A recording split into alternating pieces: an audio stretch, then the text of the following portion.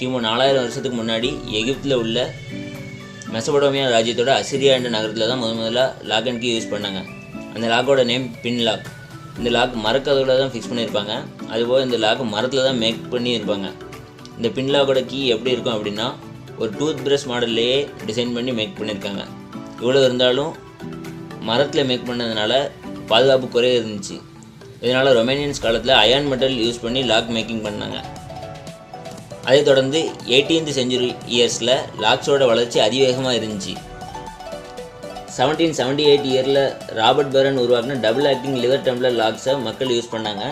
1818 இயர்ஸில் Jeremiah sub உருவாக்கின sub லாக்ஸை மக்கள் யூஸ் பண்ணாங்க. அதைத் தொடர்ந்து 1924 ஏப்ரலில் ஹாரி சொரேஃப் உருவாக்கின பேட் லாக்ஸை மக்கள் யூஸ் பண்ணாங்க. இந்த 18th century பீரியடில் லாக்ஸோட குவாலிட்டியை செக் பண்ணுறதுக்கு லாக்ஸ் காம்படிஷன் ஒன்று வச்சாங்க. 1818 இயர்ஸில் வைக்கப்பட்ட ஒரு லாக்ஸ் காம்படிஷனில் ஒரு போட்டியாளர் 3 மாதமாக ஒரு லாக்கை உடைக்க ட்ரை பண்ணியிருக்காரு.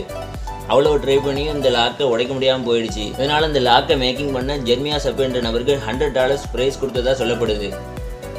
அடுத்ததாக பலஸ்தீன் நாட்டில் 1948 நடந்த ஒரு போரில் பலஸ்தீனர்கள் எல்லாம் அகதிகளாக நாட்டை விட்டு துரத்தப்பட்டாங்களாம்.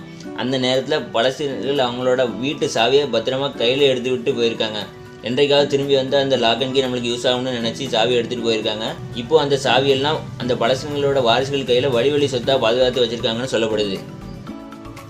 அடுத்ததாக நம்ம இந்தியாவை பொறுத்த வரைக்கும் 2 ஃபேமஸான இடத்தோட லாக் அண்ட் கீ தான் இருக்குது. ஒன்று அலிகார் லாக்ஸ், 2வது திண்டுக்கல் லாக்ஸ். முதல்ல நாம் அலிகார் லாக்ஸை பற்றி பார்த்தோம்னா இந்த லாக் மெஷின் மூலமாக தான் தயாரிப்பாங்க. இதோட ரேட் அதாவது ப்ரைஸ் மீடியமாக தான் இருக்கும். 2வது நம்ம திண்டுக்கல் லாக்ஸ் பற்றி பார்ப்போம். இது ஹேண்ட்மேடாக தயாரிப்பாங்க. இங்கே லாக் தயாரிக்க மிஷின் யூஸ் பண்ண மாட்டாங்க, லேபர்ஸ் மூலமாக தான் தயாரிப்பாங்க. இந்த திண்டுக்கல் லாக்கை அந்த காலத்தில் கவர்மெண்ட் ஆஃபீஸ்க்கு யூஸ் பண்ணியிருக்காங்க. அந்த அளவுக்கு செக்யூரிட்டி அதிகமாக இருக்கும். நம்ம திண்டுக்கல் லாக் சென்ட்ரல் கவர்மெண்ட்டோட அதிகாரப்பூர்வமான ஜியோகிராஃபிக் கோட் அதாவது புவிசார் குறியீடு வாங்கி சிறப்பு அந்தஸ்து பெற்றிருக்கு. ஒரு காலத்தில் கதவுல திண்டுக்கல் லாக்ஸ் ஃபிக்ஸ் பண்ணியிருந்தால் திருடனுங்க லாக்கை உடைக்கிறதுக்கு பதிலாக சுவரை உடைச்சி வீட்டுக்குள்ளே போவாங்கன்னு சொல்லப்படுது. இந்த திண்டுக்கல் லாக்ஸில் 5 டைப்ஸ் இருக்குது. Killer lock, hold lock, tricks lock, bell locks மற்றும் மேங்கோ லாக். கில்லர் லாக் அதாவது கொலைகார பூட்டு. ஒரு லாக் மர்டர் பண்ணுமான்னு அப்படின்னு உங்களுக்கு தோணும், ஆனால் அது நிச்சயமாக உண்மை தான். இந்த கில்லர் லாக் மர்டர் பண்ண ட்ரை பண்ணும். இந்த லாக்கோட இன்சைடில் ஒரு நைஃப் ஒன்று ஃபிக்ஸ் பண்ணியிருப்பாங்க. திருடனுங்க இந்த லாக்கை டூப்ளிகேட் கீயோ அல்லது வேறு விதமாகவோ ஓப்பன் பண்ண ட்ரை பண்ணால் இந்த லாக்கில் உள்ள ஃபிக்ஸ் பண்ணியிருக்க நைஃப் அந்த லாக்கை ஓப்பன் பண்ண நினைக்கிற அந்த திருடனோட கையை கிழிச்சிடும். அடுத்ததாக ஹோல்டு லாக் அதாவது சாவிப்படி போட்டு. இந்த லாக் எப்படின்னா டூப்ளிகேட் கீயோ அல்லது வேறு விதமான கீயோ கொடுத்து ஓப்பன் பண்ண ட்ரை பண்ணால் அந்த கீயை ஹோல்டு பண்ணி வச்சுக்கிடும். இப்படி பண்ணுறதுனால லாக்கை அவ்வளோ சீக்கிரத்தில் ஓப்பன் பண்ண முடியாது. அதைத் தொடர்ந்து ட்ரிக்ஸ் லாக்ஸ்.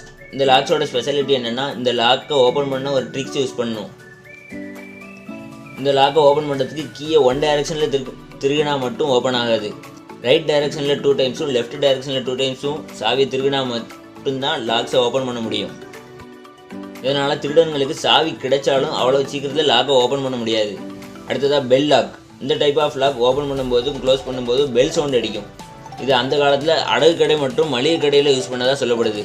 அடுத்ததாக மேங்கோ லாக். இந்த லாக் பார்க்குறதுக்கு ஒரு மேங்கோ தொங்குற மாதிரியே இருக்கும். இந்த லாக்கோட ஸ்பெஷாலிட்டி என்ன அப்படின்னா இந்த லாக்கை லாக் பண்ணுறதுக்கு மட்டும்தான் சாவி யூஸ் பண்ணுவாங்க. லாக்கை ஓப்பன் பண்ண ஹேமர் தான் யூஸ் பண்ணுவாங்க. லாக்கோட லெஃப்ட் சைடில் உள்ள பட்டனில் ஹேமரை வச்சு ஓங்கி அடிக்கும்போது லாக் ஓப்பன் ஆகிடும். இந்த லாக்கை ஹேமர் யூஸ் பண்ணி ஓப்பன் பண்ணுறதால லாக்கு எந்த டேமேஜ் ஆகாது. அந்த அளவுக்கு இதில் டெக்னாலஜி யூஸ் பண்ணியிருக்காங்க. இதனால் இதோட நம்பகத்தன்மை அதிகமாக இருக்குது. இப்போது இந்த கால சுச்சுவேஷனில் நம்ம பார்க்க வேண்டியது என்ன அப்படின்னா இந்த திண்டுக்கல் லாக் ஹேண்ட்மேடாக ஹை செக்யூரிட்டி ஸ்ட்ரென்த்தோடு மேக் பண்ணுறாங்க. ஆனால் இப்போது மேக்கிங் பண்ணக்கூடிய மிஷின் மற்றும் கம்ப்யூட்டர் டிசைன் மூலமாக தயாரிக்கிற மிஷின் மேட் லாக்ஸை திருடங்கள் ஈஸியாக ப்ரோக் பண்ணுறாங்க. இதனால் மக்கள் தங்களோட உடைமைகளை பாதுகாக்க லாக்கையும் வாங்கிட்டு கூடவே சிசிடிவி கேமராவையும் வாங்கக்கூடிய நிலைமையும் உருவாகிட்டு